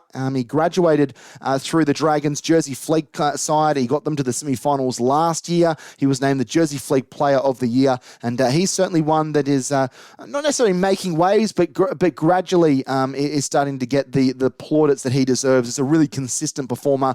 As I've said previously on the podcast, not necessarily one of those players that jumps off the screen at you as someone that's going to run for 150 metres and have 3 try assists and 4 line break assists and a couple of line breaks, but he's a solid, consistent performer. You don't normally get a bad game from him, and that was certainly very true as him and Junior Ramon led the side around the park beautifully. The Dragons 46 accounting for the Jets 12. That means this week the Dragons come up against the Canberra Raiders in the New South Wales Cup competition. That will be the precursor to first grade, so if you're keen to get on down to Wynn Stadium a little bit early on Friday, it's a 5:45 kickoff. The 9th place Dragons up against the 5th place Raiders. That is very, very important in the grand scheme of things in the competition table, with the Dragons, sitting in 9th position. They've won 8, drawn 1, lost 8, and had a bye, but that big win also got them up to positive 36, their differential. So they're a point behind the Rabbitohs and the Seagulls and the Panthers, who are all on 20 competition points. The Panthers have the bias. The Dragons aren't going to be able to nudge them out of position. The Blackstown Workers Seagulls, they have North Sydney, while the Rabbitohs have the table-topping Bulldogs. The Bears, for mention, currently 3rd position as well. So a couple of tricky games for the sides above them, but the Dragons themselves have to try and bundle out the 5th place Raiders. It is a top 6 final series in the New South Wales Cup and the Jersey Flegg Cup competition this year. So Dragons are an awful way away, but having won their last 3, they wouldn't want to fall or dig themselves into a hole with some tricky matches coming up in the next few weeks for the Red V. Currently 8 wins, a draw, 8 defeats and 1 bye so far this season. Meanwhile, in the Jersey Flegg Cup competition, that was actually played prior to first grade on Thursday night. The Dragons 34 accounted for the Cronulla Sharks 18. It was a very good performance by the Red V that themselves have also won 3 in a row in this under-21 competition.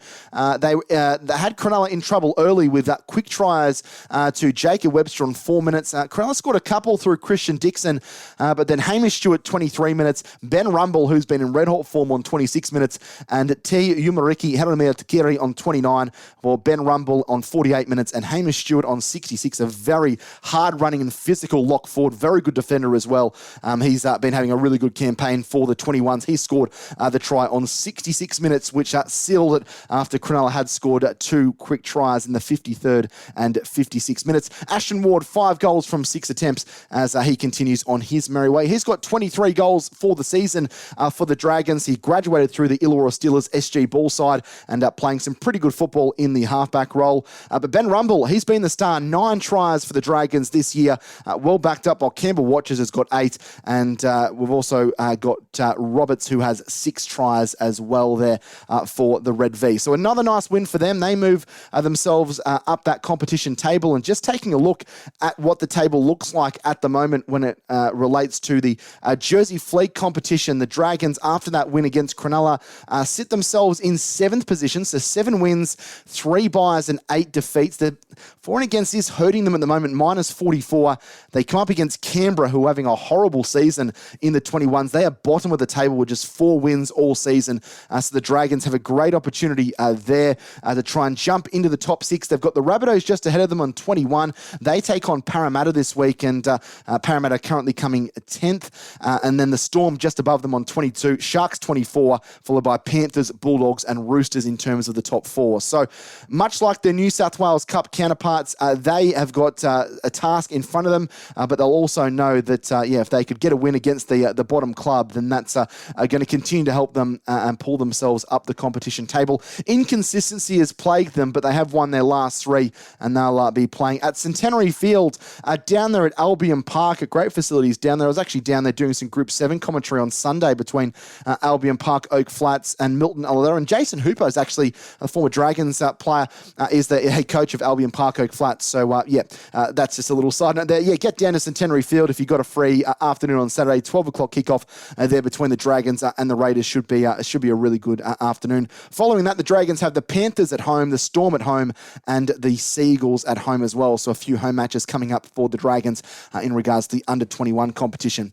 So it's been a good last 3 weeks for our lower grade sides. Let's hope they can keep it going this weekend, or at least in New South Wales Cup, against some formidable opposition and a bit of a tricky clash against the bottom club at Centenary Field in the Jersey Flegg Cup competition on Saturday afternoon. Time for us to jump into our Fans Corner questions for this week, and we've actually got an audio question to kick off our Fan Corner segment. Tim Butcher, a big fan of the podcast, has sent in his audio thoughts and audio questions, and this was his question in regards to the Dragons' defence so far this season. Hey, Jack and Curtis. Hope you're both well. I was looking at some statistics today, and I've seen that the Dragons have the worst defence in the NRL. We're conceding on average 28.7 points per game, which is by far the worst in the history of the joint venture. So in basically the last 25 years. Clearly defence is an enormous issue for this team. I just wanted to get your take on what you think the issue is with the Dragons' defence and how they fix it. Cheers, guys. I guess maybe not a simple question, a simple answer, a simple question from Tim there, Kurt, asking about what is the issue. The Dragons are conceding on average 28.7 points per game. Like, what is the issue? Is it communication? Is it mental errors? Is it just the quality of the players are not very good? For me, it's the defensive decision. Seeing the likes of Ravalawa and Lomax and Finney shoot in, which has to be some kind of coaching decision there, or yes, something down the track, whether it's been under Griffin, whether it's been under McGregor, whatever it is, or maybe even under Ryan Carnell, that has to be coached into players to have kind of 2 or 3 of your outside men shooting in like that. That seems to be those defensive decisions are, in my opinion, are the reason that the Dragons have been so poor defensively. Yeah, it's systematic at the club. So, again, I feel sorry for Ryan Carr. To put it in perspective, these NRL coaches and the coaching staffs every day get to their grounds or their training facilities 6, 7 o'clock in the morning. Some of them, and the players roll in a little bit after that. They're there all day, so it's not like you go for training in the morning and then you piss off and you do your own thing. It's an all-day thing. It's a full-time job. It's a professional competition, professional players. I get that. A really good insight, a good yarn that I read in off-season. I don't know I might be able to find the link or whatever, but it was a story from I think the New Zealand Herald about Andrew Webster and the Warriors, and how they're basically a fly on the wall. A journalist spent a whole day with the team and how it all works. And I'm just trying to work out, because the Dragons to me, in offense and defense, are so basic. It almost looks like they've got 1 or 2 plans and that's it. And if they don't work, that's all there is. So what have the Dragons been doing for all these years defensively with their structures and their systems and plans and all this kind of thing? They just don't look like they've been coached. They don't.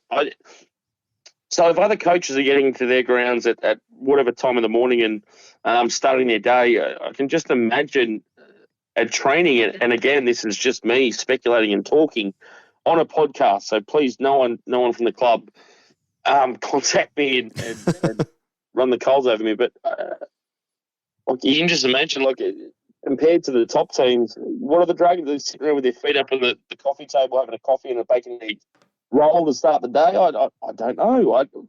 They just don't. They don't look coached, and like I said, I feel sorry for Ryan Carr because he's adopted a team for a very short amount of time, and he's going to do the best he can with it. But the players don't know what they're doing on the field, and they are getting paid a lot of money to do one thing, and that's play football, and they can't do it right. So, not a good team. Yeah, coaching for mine, Tim. With Mbai leaving at season's end, are we looking for a 14 on the open market, or can that spot be filled with somebody already at the club? Asked Nick on Twitter. I don't know if they'll specifically look for a 14. I tend to think that with another preseason under his belt and having played a fair few first-grade matches this year, I think Jacob Liddle will be closer to 80 minutes. So I guess it's probably more that the style of play and the makeup of the side that Shane Flanagan wants to depend if you're going to have someone there. I don't know.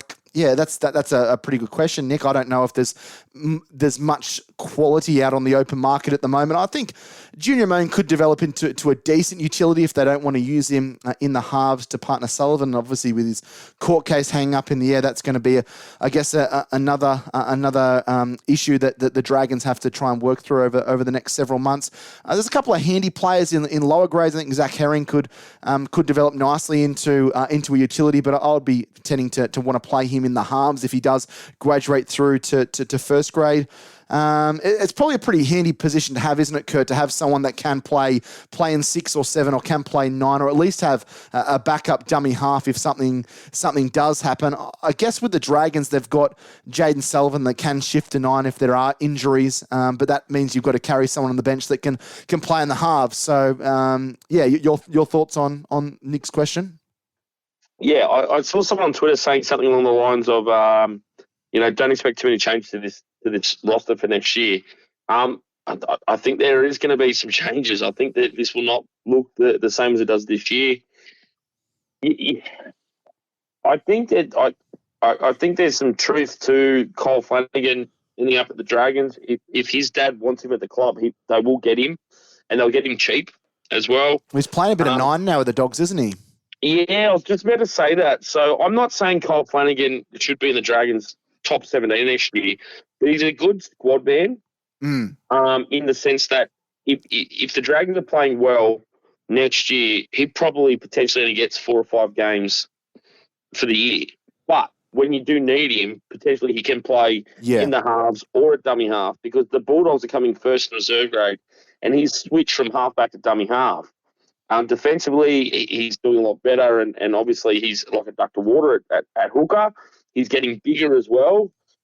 So at the end of the day, if Shane Flanagan wants to take Cole to the Dragons, he will get him to the club. So that's not answering the question, but there's options out there. There's so many moving parts in rugby league that I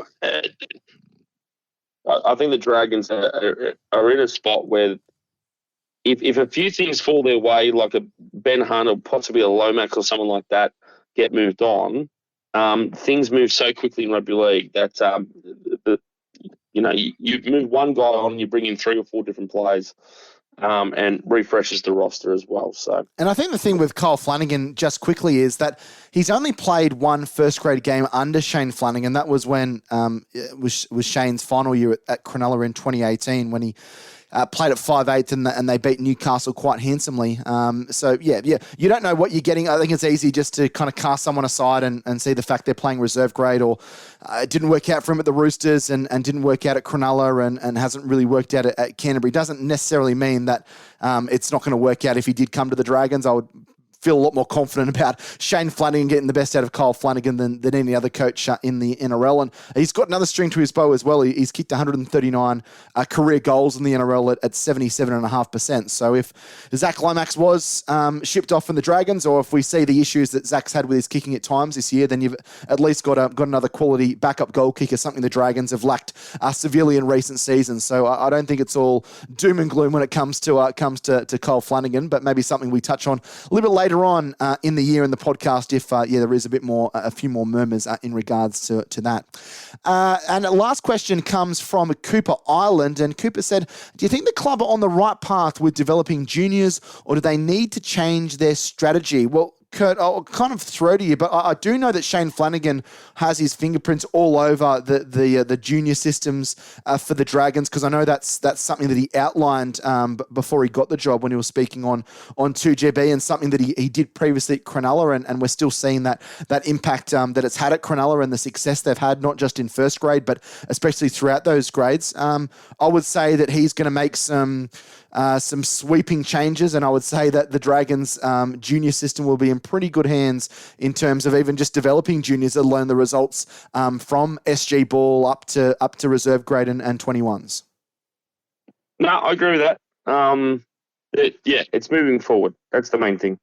Yeah, Cooper. So I would feel very confident with Shane Flanagan in charge of that. It's not just he's just looking at the first grade side. It's a holistic approach, I think, that Flanagan brings to the club, and that's something the Dragons haven't had since Wayne Bennett. So it might not be overnight success, but when you look at the St. George and Illawarra regions and how many kids we have playing in the Maddie's Cup and SG Ball, and even younger than that, kids that are playing in those development squads that are being identified, I think, in the next few years, if Flanagan gets it right, there's going to be a lot of quality players coming through those systems that we'll get a chance to see in reserve grade, but also in the top grade as well. I think even some of the players that are running around in our lower grades sides at the moment have the ability to really make it to that next level and contribute to the Dragons at the next level. But I'll be feeling pretty happy about Shane Flanagan and I guess the strategy of the club moving forward when it comes to their junior pathways and development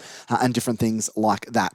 That wraps up our Fans Corner segment for the podcast, and also wraps up episode 181 here on the Red V podcast. Kurt, always a pleasure chatting footy with you, mate, and it's been a pretty bleak time to be a Tigers fan and a Dragons fan, but hopefully the Red V can turn it around, or at least make it a bit more respectable on Friday night against the Raiders. I hope so. Not much trust in the Dragons at all. You sound like you forgot the Who Am I, Jack? But before we get to that, I have. That's the second time I've done that. Thank you for reminding me. No, that's all right. I'll give you a segue into it. So I'm going to admit that I cheated this week. As you've been chatting away. You used to do that early on as well. No, I didn't. You did. Maybe. But I was actually looking at the squads from those years, and I couldn't find the player. But Mark Glanville, the Knights legend, played for the Dragons. He did. Yeah, I think he was a Dragons. I think he was a Dragons junior. He definitely played lower grades, and I had a couple of old Big League mags here, and I know a couple of those journos were waxing lyrical about reserve graders. Journos wouldn't be caught dead in a New South Wales Cup game these days, but back in the 80s and 90s, the journos would be often writing about some of those lower grade guys. And Mark Glenville was one that, who knows if Newcastle don't come in the comp in 88, maybe he stays with the Dragons, but he carved out a pretty decent career for the Novocastrians. Yeah, well, yeah. So actually, and Rugby League Project, I mean, like it's the they're Bible brilliant. for They're brilliant. amazing. So shout out to those guys. But so apparently, Australian schoolboy, I think most people would remember that, but apparently played 11 first-grade games for the Dragons between 85 and 87. So good on Mark Glenville. Well, let's do the Who Am I, because I've forgotten. So poor work by the host here of the podcast. But we mentioned a little bit earlier on the podcast, this player had played 3 consecutive seasons at different clubs. So Eastern Serbs 1985, West 1986, and 17 games for St George in 1987. Total of 46 first-grade games. He played for the New South Wales Countryside in 1984, and he also was born in Cowra and played in the position of centre and wing.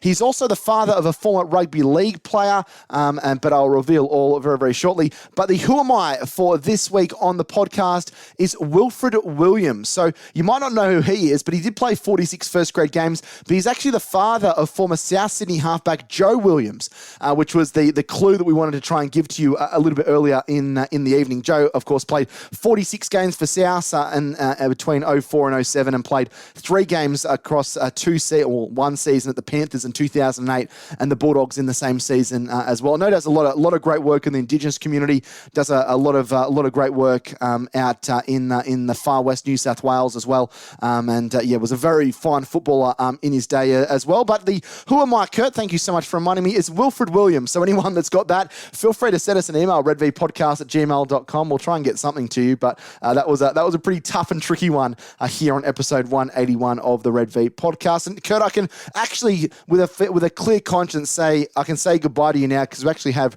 wrapped up everything here on the podcast tonight, mate.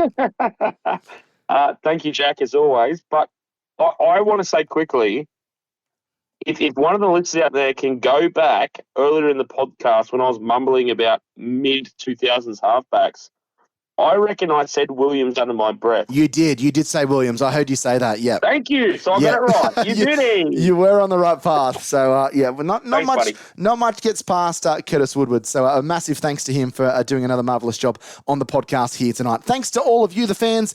Just a reminder that, we have changed podcast hosts. So if you do have issues, feel free to send us an email, redvpodcast@gmail.com, or send us a direct message on Facebook or Twitter. But fingers crossed, everything runs smoothly and you can get it on Apple, Spotify, Google Podcasts, and all other good podcast platforms. Thanks so much for tuning in. Episode 181 done and dusted. We'll be back next Tuesday for a brand new episode of the Red V podcast, hopefully talking about a shock win against the Raiders, or at least a bit more competitiveness from the Dragons after a dull last couple of weeks. But until then, on behalf of Curtis Woodward, I've been your host, Jack Clifton. Let's go those mighty Dragons.